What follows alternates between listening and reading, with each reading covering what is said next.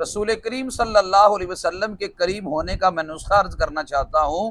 مسند احمد میں ہے، حضرت معاذ بن جبل رضی اللہ تعالیٰ عنہ کو جب نبی کریم صلی اللہ علیہ وسلم نے یمن کا قاضی بنایا تو انہیں باہر تک وداع کرنے کے لیے تشریف لے گئے۔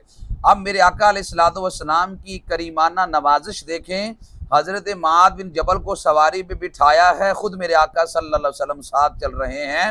تیری ہر ادا پہ ہے جاں فدا، مجھے ہر ادا نے مزا دیا، کوئی تجھ سا ہوا ہے نہ ہوگا شہا، تیرے خالق و حسن و ادا کی قسم۔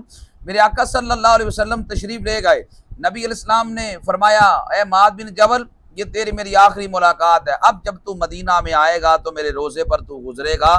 گویا نبی علیہ السلام نے یہ جملہ بول کے ارشاد فرما دیا کہ اب تیری میری آخری ملاقات ہے، یعنی میں تجھ سے پہلے دنیا سے جانے والا ہوں، اور یہ بھی اشارہ کر دیا کہ میرا روضہ پاک بھی مدینہ میں بنے گا۔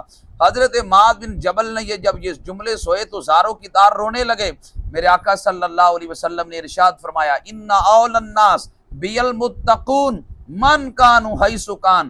میرے آقا علیہ السلام نے فرمایا کہ معاذ بن جبل، اگر تم میرا قرب پانا چاہتے ہو تو سنو کہ میرے قریب وہ ہے جو متقی ہو، جو بھی ہو جہاں بھی ہو۔ کیا خوبصورت میرے آقا صلی اللہ علیہ وسلم کے لفظ ہیں۔ فرمایا میرا قرب پانا چاہتے ہو تو تقوی اختیار کرو۔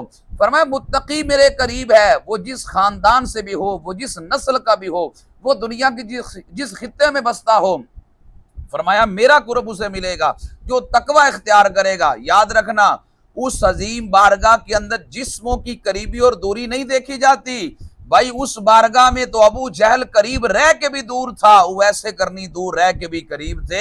اصل بات دل میں حضور علیہ السلام کا عشق لینا کمال ہے۔